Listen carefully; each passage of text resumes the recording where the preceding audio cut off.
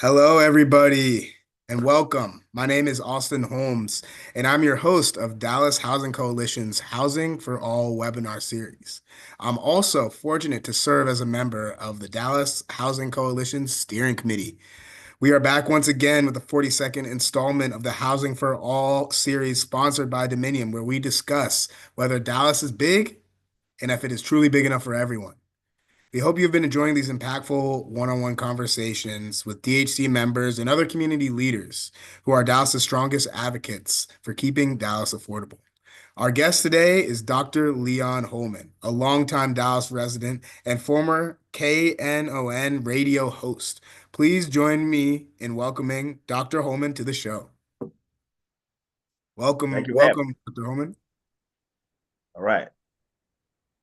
All right. Well, you got a lot more experience in this than me, so you're gonna have to, help me out here and tell me if I'm give me some tips from time to time. But I'm excited to talk to you and learn a little bit more about your story. So, to begin, I'd love to learn a little bit more about your background. How long have you been a Dallas resident? What is your doctorate in? And how have you made a living here? Well, actually, I'm retired. I've been here since 2006, and I'm on chapter 4 of my dissertation. It's entitled Combining Synthetic DNA with 5D Technology for an Ultimate Data Storage Solution. Kind of put it like that. Wow. And it's what I want to do is try to actually research and create the device. It's a device that you can store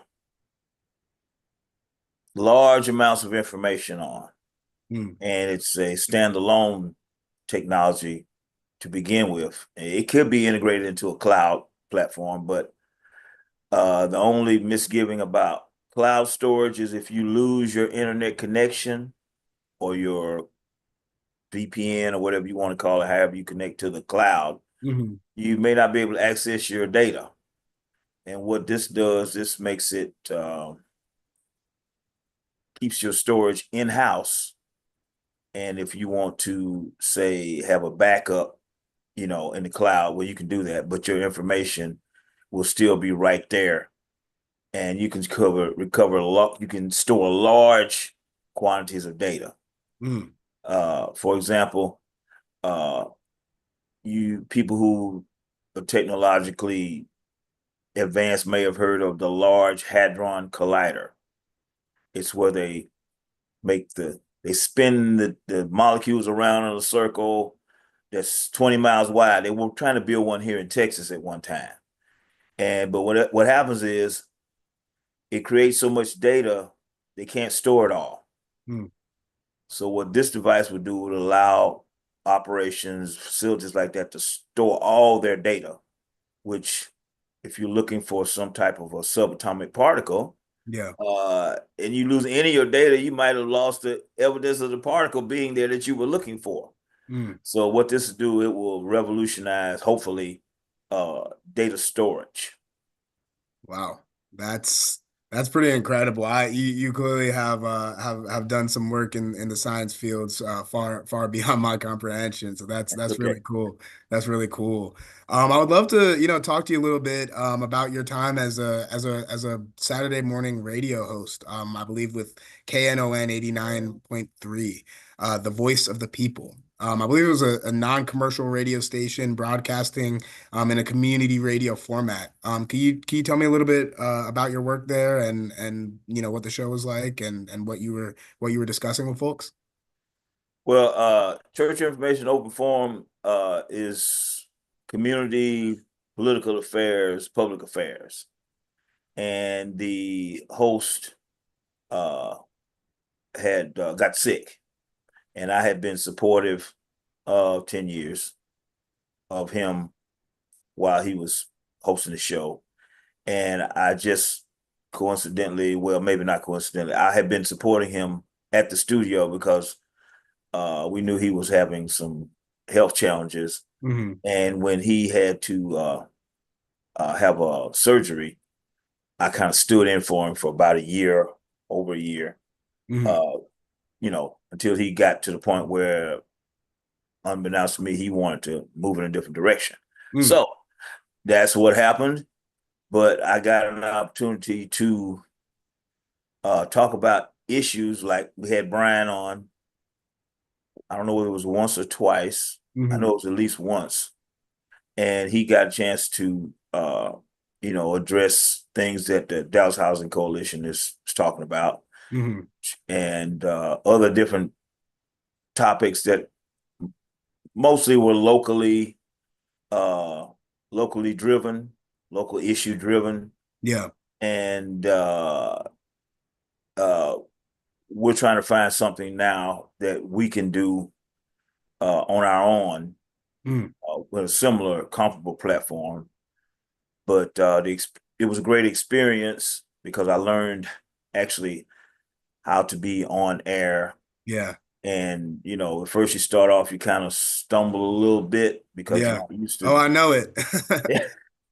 But it's as you do it longer, you start to get more comfortable, Yeah, and then you start to inject your own personality and your own viewpoints into the definitely. show. So, excuse me. So that's pretty much what happened, Yeah, and that now makes we're trying to sense. do our own thing. So tell me about, with the things that you were discussing on the show, or maybe the things that you're hoping to discuss on this new iteration that you're looking to create. What sort of kind of community focused topics were you discussing? What are people concerned about? What do people need to hear about? What do we need to be talking about? Well, like I said, Brian came on there. We talked about the need for affordable housing. Mm. I had been to City Hall numerous times over the years talking about we needed affordable housing. Mm. And actually, we still do need affordable housing. Yeah. Uh, Hospitals, particularly in the southern sector. Hmm. I was working with a group that's trying to start a hospital in the southern sector because there's like what, two hospitals in the southern sector, and it's 30 north of 30. Uh, Wow, there's thirty hospitals north of 30, and there's two mhm. in the southern It's only sector. two in the southern sector. Wow. So That's south of that's 30. worth emphasizing and dwelling on for a second. Yeah, Yeah. that's And wow. so we're trying to reopen a hospital that had been closed for years. Mm-hmm. Uh, I I did work with a Okay. high school. I coached baseball for a while, Okay. and now I'm trying to support baseball Mm-hmm. because uh, in in the black community, baseball kind of like faded away Mm. as a sport for young kids. And when now we're trying to bring it back because I played baseball. Yeah. Back in the day, you went from baseball to football to Yep. basketball back to baseball, and your grades when you're growing up. And Mm-hmm. so baseball kind of faded away. And if you look at it from an economic standpoint, well, the largest contract in sports for a single Yeah, that athlete baseball is money. baseball. Yeah. Yeah. So, you know, but we did it to for physical conditioning, growth, development, Yeah. physically, sports. So you didn't grow up to be obese. Yeah. And that's what actually sports was then. Mm-hmm. It still should be, Mm-hmm. but because of the high profile athletes, people looking at the money, and they overlook the fact that there's only a handful of those, but there's Yeah. a lot of obese kids Yeah. that you see that when you're 12, 13, 14, 15 years old, you're not supposed to be overweight like that. It's bad for your long-term health. And back then that's what sports did. Yeah. Yeah. Anything else you want me to keep going, or what do you want me Well, to? I'm a little more curious on kind of the housing front. You mentioned how, you've got really a long history and long many years of experience going down to Dallas City Council and advocating for more affordable housing. Can you talk to me about that? I'm very interested in affordable housing as a person who works in real estate development and affordable housing development myself, and a member of the Dallas Housing Coalition. It's of great interest to me, but I definitely don't have the history and the view over time in a specific location like the city of Dallas that you probably bring to the table in terms of what you've seen in terms of the housing challenges, what they were back then, what they are now, how they're the same challenges, how they've morphed and how they're different. I'd love to hear just kind of your view on your housing advocacy over the years and what's changed with that. Yeah, well, let me give you a little background on that. Hmm. uh, when I mentioned before that I was homeless in Atlanta Mm. and then I came here, well, I was still living in a homeless shelter, even Okay. though I was working, trying to get myself, permanent housing. And Now, and just to back up a second, because I know we were talking a little bit off air. So can you kind of tell the story of you kind of coming to Dallas, sure. originally? Yeah. Uh, uh, there were thousands of homeless black men in Atlanta, Mm. and um, I got an opportunity to come to Dallas, and I was a little bit hesitant because Texas had a reputation for not being too friendly to African Americans Mm. because of the James Byrd incident, which is what we Mm. saw. It was national news. Yeah. Because my situation was so like rough, sleeping Mm. on, park benches, they say to when you're Yeah. home. I decided Yeah. I'd give Dallas a shot because it Yeah. was on I-20. Yeah. And I figured, well, if it doesn't turn out, maybe I can get back across I-20 and, you know, in one piece. Hmm. So when I got here, surprisingly enough, the shelter system was a lot better. Mm. And I also got a little part-time, temporary job. But I was still basically homeless. A shelter is not, housing. It's just Yeah. something to keep you from being sleeping in the streets. Yeah. So uh there was an organization that I started to volunteer with. Back then it was called Metro Dallas Homeless Alliance. I think that's what they called it. And through my volunteer work with them, they were the HUD excuse me, designated organization to distribute housing funds, homeless Yeah. vouchers and stuff. Hmm. So I got a voucher through them, and that enabled me to restart my college career, college experience. Wow. And So that's so the voucher and the help from this organization enabled you to go back to school. right. Mhm. Wow, that's incredibly impactful. Yeah. Because you have to have stable housing. Hmm. You got to have a place to study, you got to have a place to eat, you got to have a place to change clothes, store your clothes. Hmm. Housing is a fundamental building block for making a person productive in society. Yeah. 100%. And uh, in fact, HUD's theme is housing first. They want to get you in housing, and then if you have other problems, social issues that might have developed because you were homeless, Hmm. they that's they want to get you in housing and then start working on those issues. Okay. Fortunately, my issues were housing first, and then I was able to use that as a platform to restart my educational track. That's amazing. Yeah. And so that's why I am such an advocate and a supporter of Brian and what you guys are doing, because housing, not only is it a right, it's essential. Mm.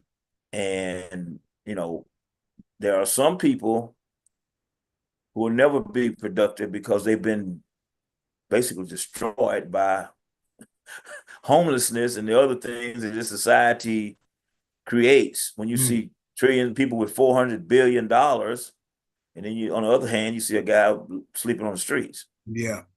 Yeah. Well, you got 400 billion. Why don't you donate 100 billion to people? But that's just not the way it works. You have to Yeah. kind of Yeah. fight for whatever you want. Yeah, definitely, definitely. So that I really I thank you for your openness and for giving us a little bit of that background because your story is incredible and you probably know others who have similar experiences and so the more that we can talk about that and understand how key housing is and how important it is as a building block, the more hopefully folks can wake up and understand that it's really something that we need to prioritize in a variety of different ways. So now that we kind of have a little bit of your background, can you speak about, once sounds like, you came to Dallas and through a good organization were able to get some steady housing, kind of be able to go back, learn a little bit more back to school. Can you speak a little bit more about where you then kind of got that bug for advocacy, and how you started, showing up at Dallas City Hall and having that element to kind of what you're passionate about, beyond just the learning and getting the stable housing yourself, but then branching out and advocating for it for others. Well, I'm 70 years old, so that kind of advocacy, civil rights, human rights, social justice um, way of thinking, Hmm. that's the way my generation always had that in their DNA, Mm. right? Okay. So when you fast forward it to when I came to Dallas, Yeah. once I was able to get stable housing, then I wanted to see, because when you look at Dallas, you see all the wealth and the prosperity. I wanted Yeah. to see other people who were in the situation that I was in Hmm. um, get housing. Yeah. And at that particular time, the city of Dallas, um, well, right now the city of Dallas's budget is 4 point some $5 billion annually. And you would think that they would be able to come up with some creative ways to incentivize builders to build affordable housing, not just Hmm. market rate housing. Yeah. And so maybe 10 years ago, I started going to City Hall, Hmm. they let you speak for 3 minutes. Yeah. And, the only and unfortunate thing about it is I'm the only one there. Mm.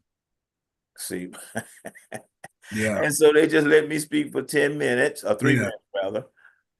And then they have all kind of other people who are coming before and after me who maybe they're not as, you know, serious, or maybe they're not as, I don't know how to say it. I don't want to say anything disrespectful, but Yeah. some of the people, they come there. Like one guy was coming there here recently. He was talking about Luka Doncic.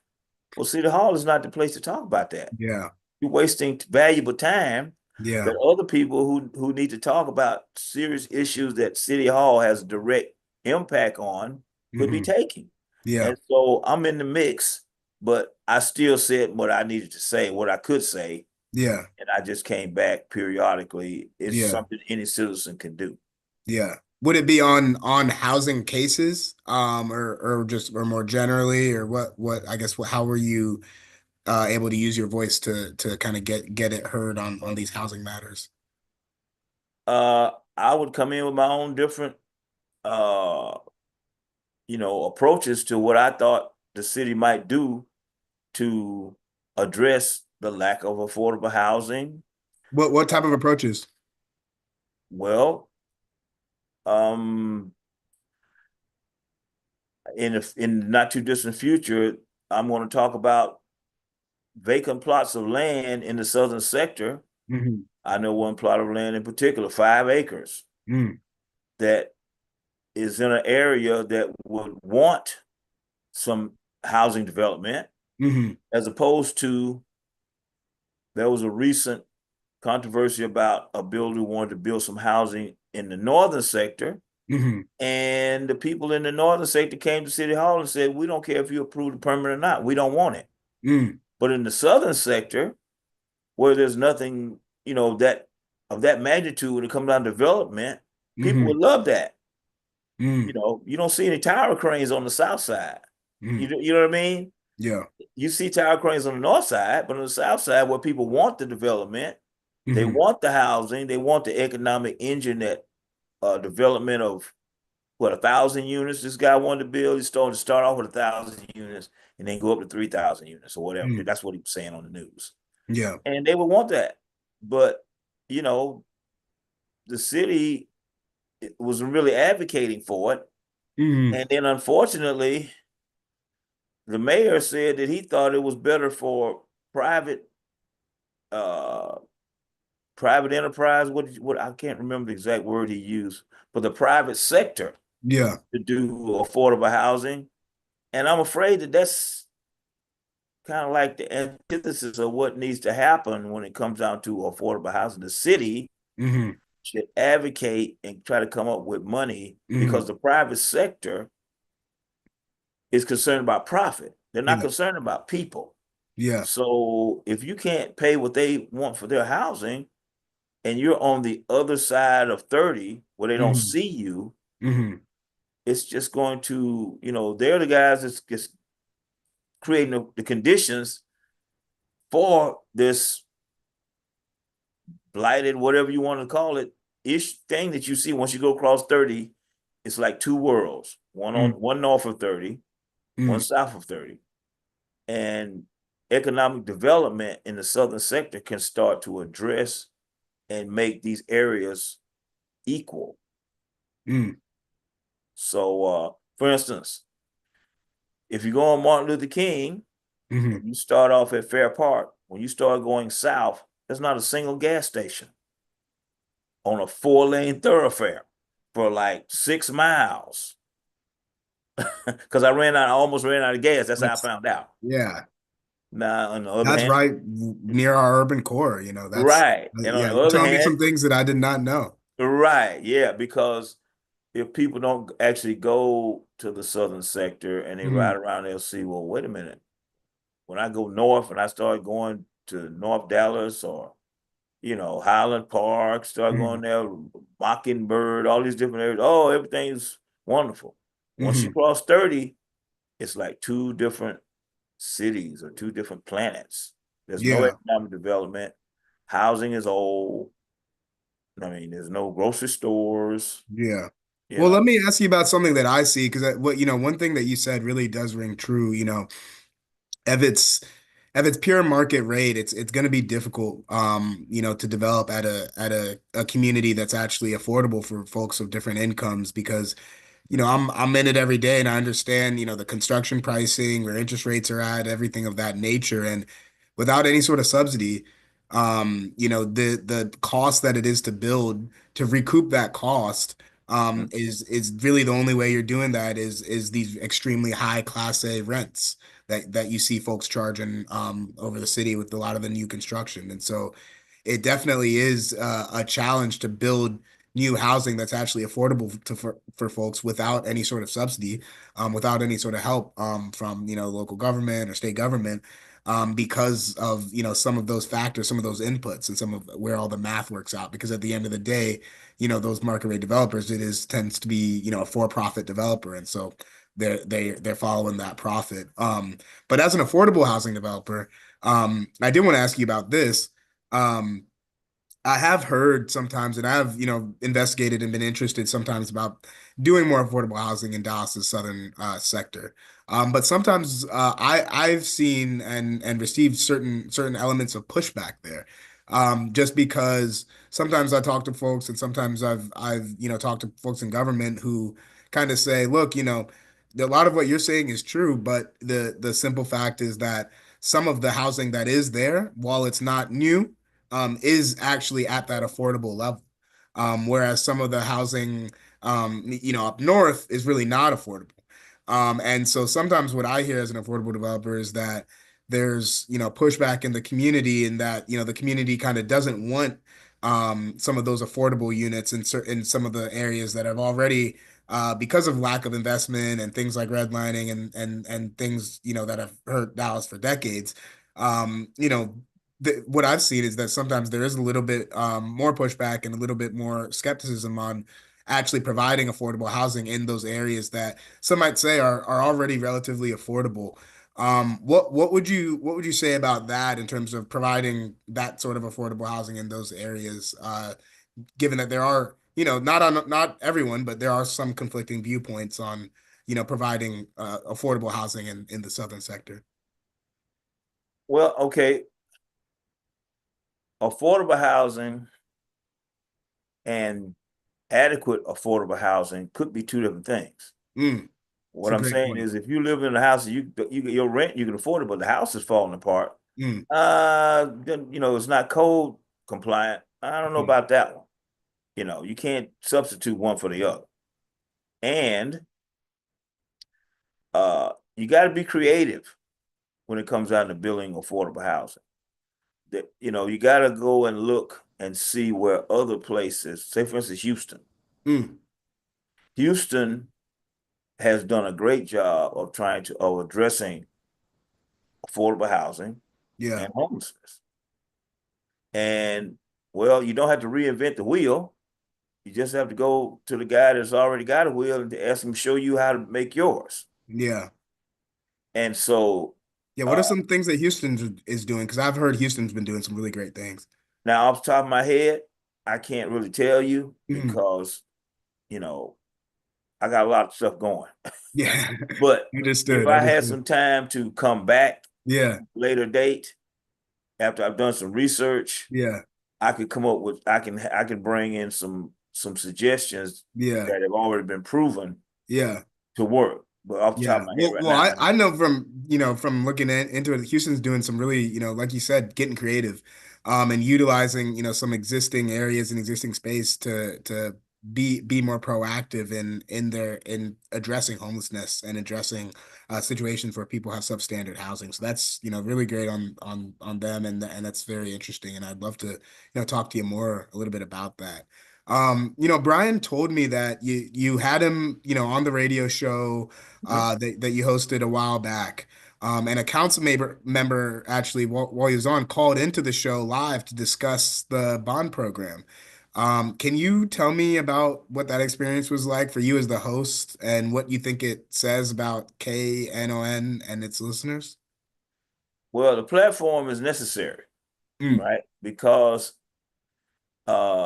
you can report on issues and then you can also comment on them. yeah, But how can I say it?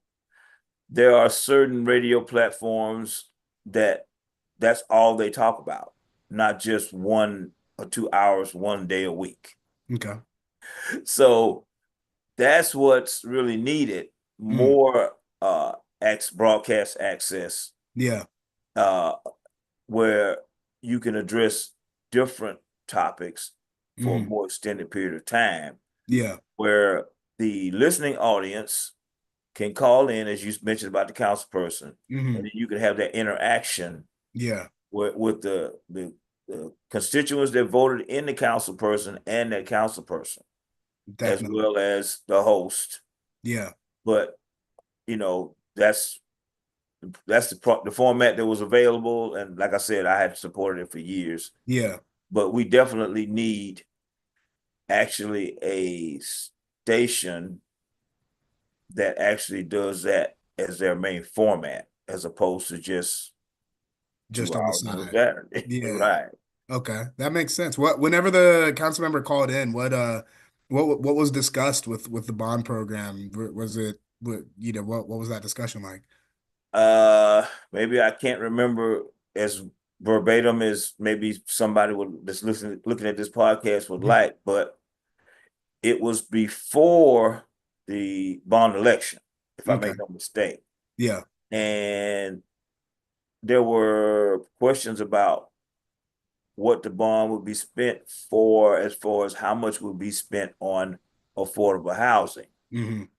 And as as the discussion and the timeline toward the election, the bond, referendum moved forward, Yeah. the council people, we wanted a larger percentage of the bond spent on housing. They ended up spending what they thought was super suitable, excuse me, for housing. And there was a big discrepancy between Mm. what the coalition supported and what the council actually approved. Oh, okay. And that's why you have to be creative, and you have to have alternative sources of funding Yeah. that are specifically devoted to affordable housing and don't have to be divided up among other city needs. Yeah. And now, since this last election, Yeah. when these other referendums were voted in, Hmm. the city has been mandated to spend certain amounts of monies on certain things, which they don't have any alternative. They can't change that because the Yeah. voters voted in a certain way that they wanted to spend monies. Yeah. So you need something that's strictly affordable housing funded, purposed. Got it. That makes sense. That does seem like the way to really spur the types of new units and the quantity of new units that really are needed to address the pressing issues we have today. I'm curious, and have a lot of years of this advocacy and being involved in the community. What would you say, I guess, is the biggest change from when you first started to now, as far as housing issues and policy and challenges, or is there any change? Well, to be honest with you, when you go down Martin Luther King, and I'm specifically talking about the southern sector, because the northern sector, you see cranes, they're building stuff constantly. There Mm, hasn't been any change. mm, In the southern sector, the newest thing in some areas is South Oak Cliff High School. When you look okay. around South Oak Cliff High School, they remodeled it. It's the only new structure within a I don't know how many mile radius. Mm, So as I mentioned the story about the gas station on Martin Luther King, well, mhm. that's still the same. Yep. Nothing in the southern sector has seen really any kind of development, whether it's housing or grocery stores or you know anything that like what you see north. Okay. That hasn't happened in the 20 some odd years or in 19 years or whatever I've been here. I've seen Hmm. no change basically. Mm. So it's really a lack of change Yes. that you would Mhm. say is really kind of the most stark thing in the time that you've been here, Mhm. seeing the extreme change in one area and the lack of change in the other. Right. Yeah.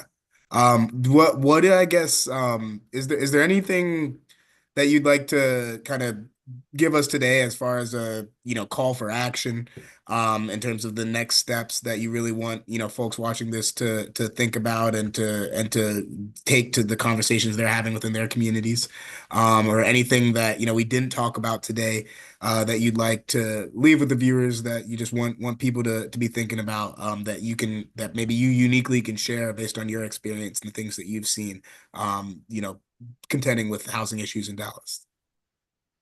Well, uh I don't know whether I said this during this podcast or before. Mhm. When I'm at City Hall advocating for housing or for whatever I advocated for, economic development or Mhm. hospitals or whatever, I'm the only one there. Mm. And so, like I said, I speak 3 minutes. Yeah. Next, guy Yeah. comes up, talks about Luka Doncic. Yeah. Next, guy comes up, talks about fluoride in the water, for example. Mm. So, if people want affordable housing, they have to take action Mhm. in numbers, just like the people who did not want affordable housing or units in their community. Mm. They were That's a down good there. point. Say that one again, because that the Yeah, people right, are people are often very galvanized when they don't want it. So yeah, you can talk right. about that. Yeah. Mhm. So that's what was the expression, the squeaky wheel gets the grease. Mm. Well, that's what happens. They came down there in numbers and said, we don't want this in our community. Yeah. On the other hand, there were no numbers saying, well, we do want it in our community. Mm. And you got to be creative to make this housing affordable, which Yeah. means, you don't pay them more than a third of your income. Yeah. Well, there are subsidies that are available, even though it's more, how can I say, the current environment, they may be, it may take a little more creativity to get them, but you still have to start somewhere. Yeah. You know, you don't say you lost the game before you get off the bus. Yeah. Yeah.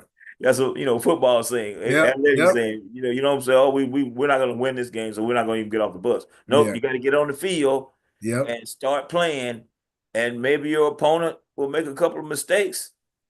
You might win, or Yeah. whatever. But with the lack of advocacy and the lack of organized advocacy, Hmm. just standing there alone, it's probably not going to move the needle. Yeah. No, I'm glad you said that because I mean, in my experience, trying to get more affordable housing communities constructed, we've really had very limited success whenever we don't have those community members that come out and support and like you said, behave as that squeaky wheel. But then on the flip side, the times when we have had success, it really has been because we've been able to galvanize the community in a way that, shows them the importance of the affordable housing that such that they want it as bad as maybe the folks in the scenario that you were describing didn't want that affordable housing. You gotta be the squeaky wheel, you gotta fight the fire with fire, and you gotta be present and large in your advocacy. Um, wow, I really, really appreciate that. Well, Dr. Holman, thank you so much for joining us this morning to talk about these issues and share your unique perspective with us. I think you've given us a lot to think about, but it's important for us to kind of take that to the next level and make sure that we understand that advocacy is important and that the squeaky wheel gets the grease. And so, if we want to create that future for Dallas where people are housed and happy and productive and prospering, we really need to organize, get together, and continue to advocate for affordable housing. So Dr. Holman, thank you so much for being with us this morning. All right, you're welcome, and thank you for having me. For sure, for sure. Well, yeah, in that vein, this is the Dallas Housing Coalition. So, wanna before we sign off today, I want to encourage you to do a few things that can help you with that advocacy, can help you kind of get active and be a little bit more of that squeaky wheel, even if it's just a first step. So first, please, if you're around, please try to attend the Dallas Housing Coalition's next event. It's an advocacy trip to Austin on Tuesday, May 6th. We're going to go down to the Capitol in Austin and advocate for housing policies that are favorable to affordable housing that can get more much needed units constructed. Please follow us on our socials for updates on how to get involved with the Dallas Housing Coalition so you can have those opportunities to really speak out and let your voice be heard in favor of more housing. Please also visit our website, DallasHousingCoalition.com, to learn more about our member individuals like Dr. Holman and to join the coalition. Thank you to our viewers for tuning in to our 42nd Housing for All webinar series, where we discuss whether Dallas is big and if it is truly big enough for everyone.